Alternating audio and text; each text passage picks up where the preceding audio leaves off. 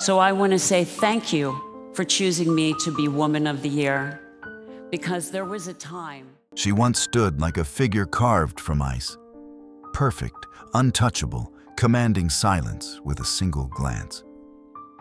Not because she asked for it, but because the world could not look away. For a brief, blinding moment in the 1990s, Sharon Stone was not merely an actress. She was an idea, a provocation, a symbol of power wrapped in beauty, intellect sharpened into danger. Basic instinct turned her into a global obsession. Casino transformed that obsession into respect. Awards followed, covers followed, fear followed too. Hollywood crowned her, then stepped back, unsure what to do with a woman who seemed to own her gaze. And then, without warning, the crown fell. In 2001, a silent rupture bloomed inside her brain. Blood where there should have been thought. Darkness where there had once been control. On a doctor's whispered numbers no one wants to hear. 1%. 1% to live. When she opened her eyes again, the world she once ruled no longer recognized her. Words slipped away. Memory fractured. The body that had obeyed every command became foreign territory. And beyond the hospital walls, the lights of Hollywood did not wait. They simply moved on. So here is the question that lingers in the quiet after the applause fades. When a woman who once controlled the gaze of the world must relearn how to write her own name, what then remains of a star? She was not born into glamour. There were no velvet curtains, no whispered prophecies of stardom hovering over her cradle. What Sharon Stone inherited instead was sharpness, of mind, of awareness, of difference, and a childhood that taught her early how exposed intelligence and sensitivity can feel in an ordinary world. Born in March 1958 in the small industrial town of Meadville, Pennsylvania, Sharon Stone grew up in a household that valued discipline more than tenderness. Her father worked in a factory. Her mother was an accountant. Stability existed, but warmth came in measured doses. From an early age, Sharon stood out. She learned to read before most children learned to sit still. Her intelligence quotient tested far above average. Adults called her gifted.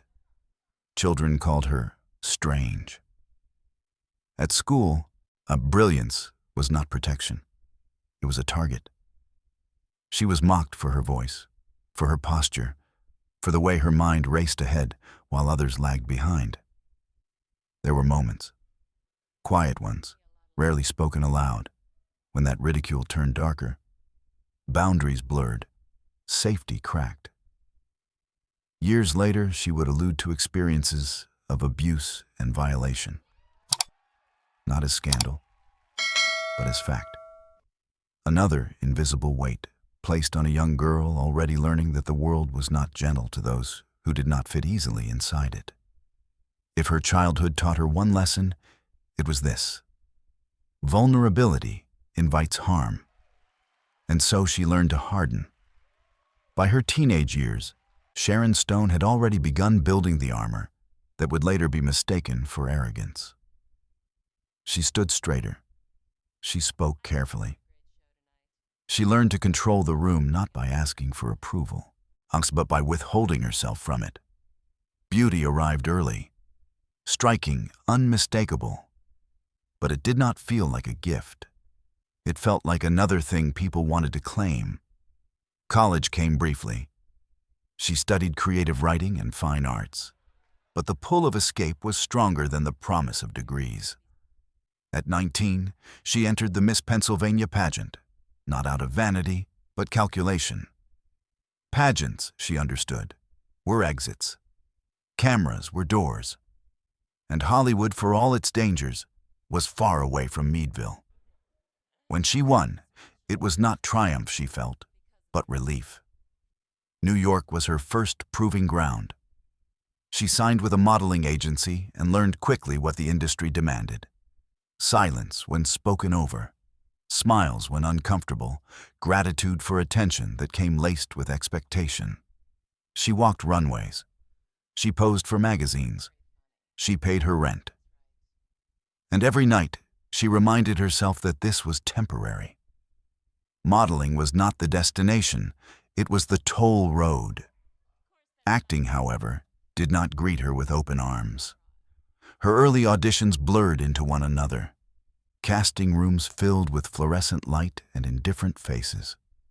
She was told she was too smart, too cold, too intense. Or worse, that she was perfect for roles that required little more than standing still and looking desirable.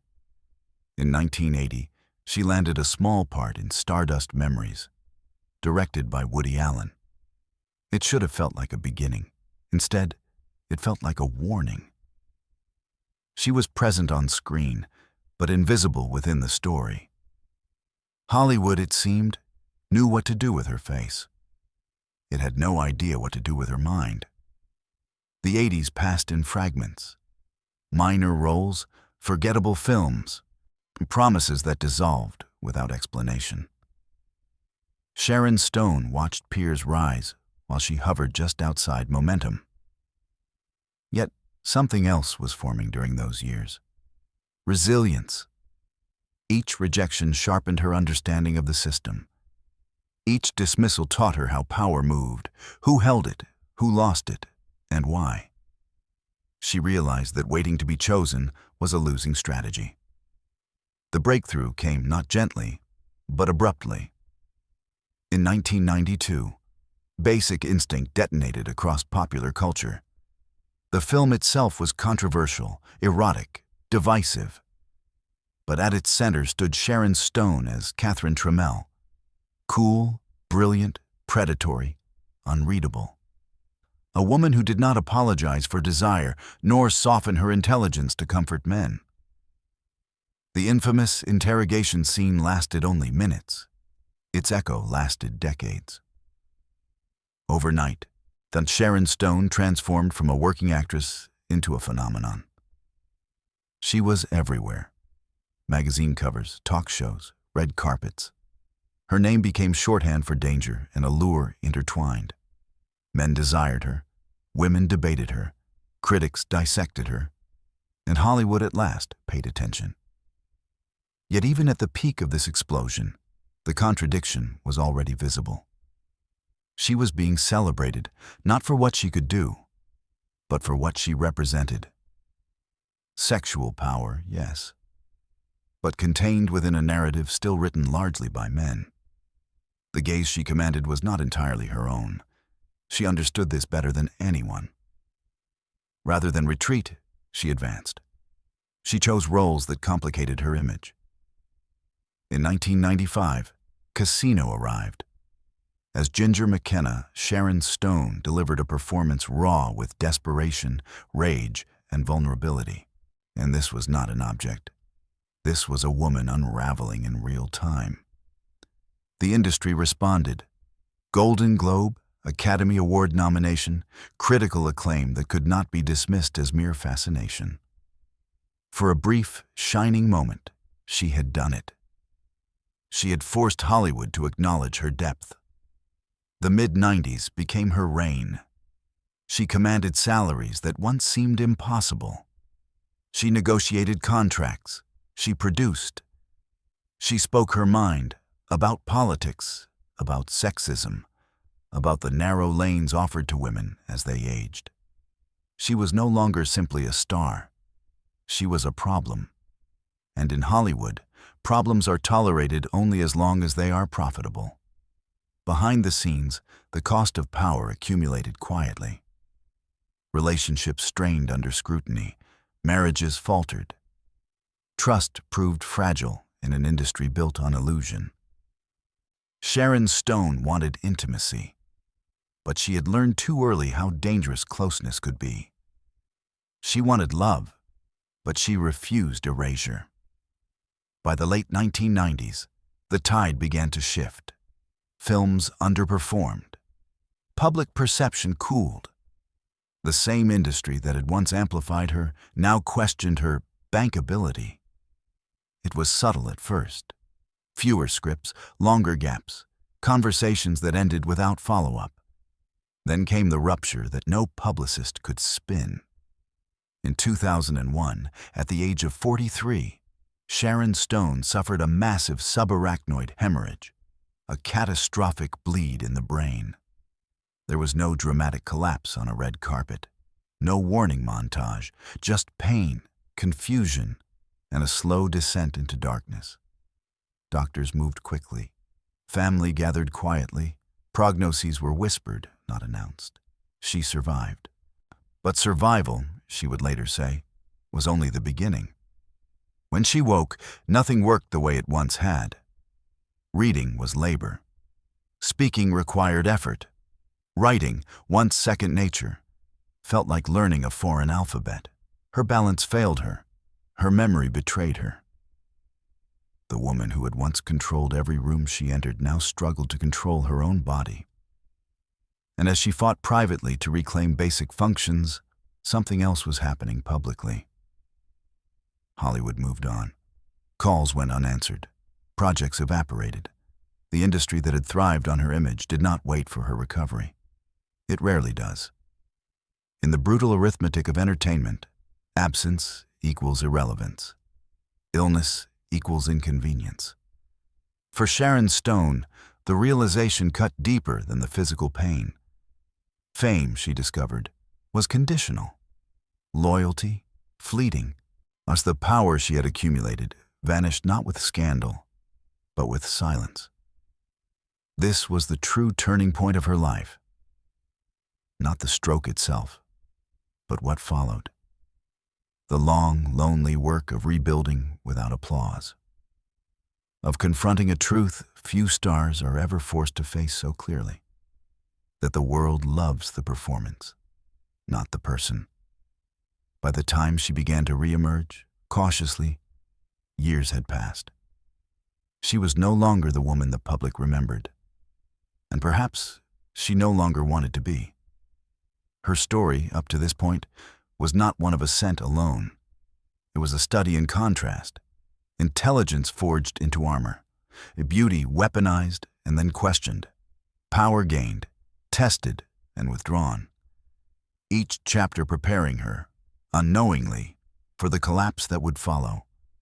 Because the greatest tragedies of her life were still ahead, and in the survival that mattered most would not be physical. The first tragedy did not arrive with sirens. It arrived quietly, disguised as a headache that refused to leave. For Sharon Stone, the pain felt wrong. Deeper than fatigue, sharper than stress. She had lived long enough inside her body to know when something fundamental had shifted. And yet, even then, she hesitated. Stars are trained to endure. Women are taught to minimize. Hollywood especially rewards those who do not complain. But the body does not negotiate. In 2001, a rupture tore through the blood vessels of her brain. A subarachnoid hemorrhage, sudden, catastrophic, unforgiving. Blood-flooded spaces meant for thought and memory. Time collapsed into fragments. Faces blurred. Words dissolved before they could be formed. Within hours, Sharon Stone hovered at the edge of death. Doctors spoke in careful tones. Prognoses were reduced to percentages, 1%, 1% to live. For a woman who had built a life on control, of image, of narrative, of gaze, this was annihilation. There was nothing to perform, no strength to summon, no audience to persuade, only a body failing in real time, indifferent to reputation. She survived the night, then another, and another. Survival, however, came with a price no contract had ever prepared her for. When she woke, the world felt misaligned, as if gravity itself had been recalibrated without her consent. Language, once her ally, now resisted her. Reading a sentence took minutes. Writing her own name felt like deciphering a stranger's handwriting. Her balance betrayed her.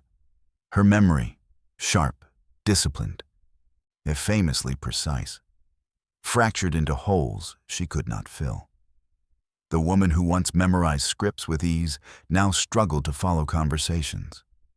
Recovery was not a montage. It was not inspirational music layered over determination. It was slow, humiliating, isolating. Therapy sessions stretched endlessly. Progress arrived in millimeters, not miles. And each small victory carried with it the quiet grief of remembering how effortless these things had once been. Worse still was the realization that pain did not end at the hospital doors. As Sharon Stone fought to reclaim her mind, another battle unfolded in silence. The industry she had served, and that had profited from her image, began to withdraw. Roles vanished. Invitations ceased.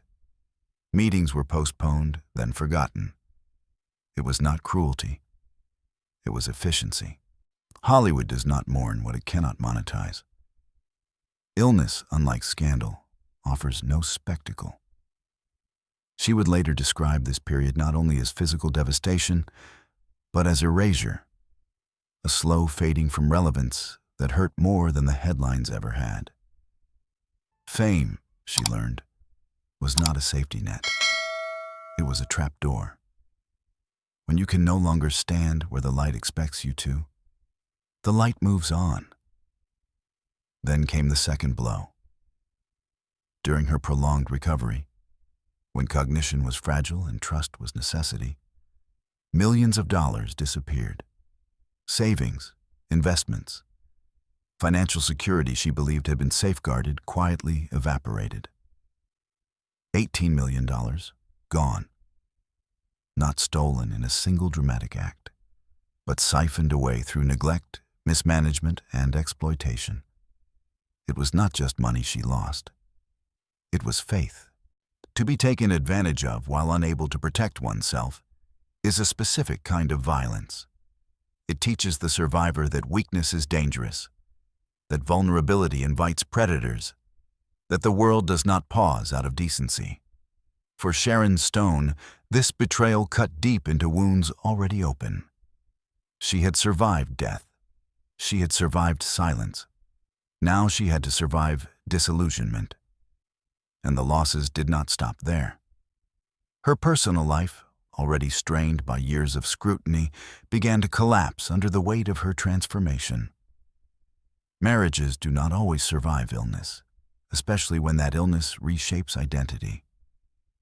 The woman who emerged from the stroke was not the woman who had entered it. She was slower, softer, less guarded in some ways, more wary in others. Love requires recognition, and she no longer recognized herself. Custody battles followed. Public judgments crept in. Headlines flattened complexity into spectacle once more. But this time, she had no energy left to correct the narrative. Survival demanded all of it. Depression arrived not as drama, but as fog. There were days when getting out of bed felt optional. Days when the mirror reflected a stranger, older, quieter, diminished in ways she had not consented to. The confidence that once anchored her now felt borrowed. The certainty that she belonged in the world had fractured. She questioned everything. Who was she without the roles? Without the applause? Without the body and mind that had carried her to the summit? For the first time, Sharon Stone confronted a truth few stars ever articulate aloud. That fame can delay, but never prevent, the reckoning with self. When the scaffolding of success collapses, whatever remains must stand on its own. At times, it did not feel like enough. She disappeared from public view, not as a strategy, but as necessity. Retreat became survival. Privacy became medicine. The world interpreted her absence as decline. In reality, it was endurance. Each day was a negotiation with limitations. Each memory recovered felt like an archaeological find. She learned patience, not the glamorous kind preached in interviews, but the brutal kind forged in repetition and frustration. And slowly, imperceptibly, something shifted. Not the body, not fully, but the lens through which she saw herself. The stroke had taken much speed, certainty, invincibility, but it had also stripped away illusion. The illusion that control guarantees safety. The illusion that power protects. And the illusion that being desired equals being valued. In the quiet aftermath of collapse, Sharon Stone began to understand something deeper. That survival, real survival, is not about returning to who you were. It is about deciding who you will be when returning is impossible. This realization did not come with triumph. It came with acceptance, with grief acknowledged instead of buried, with anger allowed to surface, then pass, with humility that did not feel like surrender, but clarity. She stopped chasing the version of herself the world remembered, and began listening to the one that remained. The tragedies of her life were not singular events. They were layers. A childhood that taught her to armor up. A career that rewarded her defenses. A body that eventually betrayed her. An industry that walked away. A fortune that vanished. Relationships that fractured under pressure. Each loss reinforced the same question, whispered louder each time. If everything can be taken, what is untouchable? The answer did not arrive immediately, but it waited. And it would reveal itself not in a return to the spotlight, but in a quieter, harder act, choosing to live without it. There is a particular kind of silence that follows catastrophe. Not the sudden hush of shock, but the long, echoing quiet that settles after the world has already moved on. It is the silence of mornings without schedules, of mirrors that no longer confirm who you thought you were, of a future that refuses to look like the past. This was the silence Sharon Stone learned to live inside, when she began to reappear, carefully, intermittently. It was clear to those who looked closely that something fundamental had changed. The sharp edges were softer. The gaze, once weaponized, had turned inward. She was still beautiful, still commanding in presence, but no longer interested in conquest. Survival had rearranged her priorities. The old Hollywood logic no longer applied to her. And perhaps, for the first time, she was free of it. She did not return as a headline. There was no triumphant comeback tour, no carefully scripted redemption arc. Instead, there were modest roles, television appearances, independent projects, choices guided less by prestige and more by sustainability. She worked when she could, rested when she needed to, and declined the unspoken demand to pretend she was unchanged. The industry interpreted this as fading. She understood it as honesty. Physically, the aftermath of the stroke never fully released its grip. There were lingering neurological challenges, fatigue that arrived without warning, moments when words hid just beyond reach, days when the body simply refused to cooperate. Aging, which Hollywood treats as failure in women, now intersected with disability. The double invisibility was real. But something else had emerged in its place. Perspective. Sharon Stone began speaking, not in sound bites, but in testimony. About brain injury, about survival statistics that mean little when you are the 1%. About how easily society confuses productivity with worth. She spoke about what happens after applause stops, after the doctors leave the room, after the cameras turn away. In doing so, she reclaimed her narrative, not as a star, but as a witness. Her life outside the screen narrowed and deepened. Motherhood became central. The act of raising her children grounded her in a rhythm that fame never could. There were school schedules instead of premieres, quiet evenings instead of red carpets. The work of care, often dismissed as ordinary, became sacred.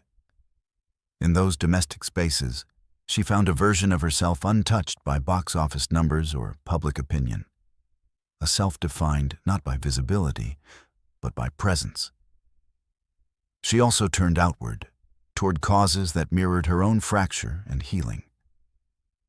Advocacy for stroke awareness, support for neurological research, public discussions about women's health that refused euphemism. She spoke openly about fear, about anger, about the shame survivors are often taught to carry. This openness was not strategic. It was necessary. Because once you have nearly died, politeness loses its power. The Sharon Stone who emerged from tragedy no longer chased the myth of invincibility. She challenged it. She named its cost. She questioned a culture that celebrates strength only when it performs well, and discards it the moment it falters. In interviews, her tone shifted. Less defensive, more reflective. She spoke of gratitude but without romanticizing pain. She acknowledged luck without denying labor.